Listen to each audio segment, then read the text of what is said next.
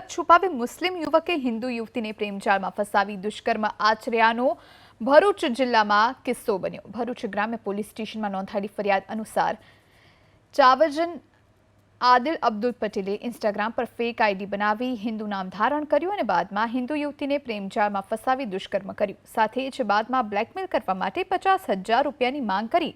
આ કેસમાં પોલીસે અલગ અલગ ટીમો બનાવી આરોપી આદિલ અબ્દુલ પટેલને ઝડપી લીધો છે।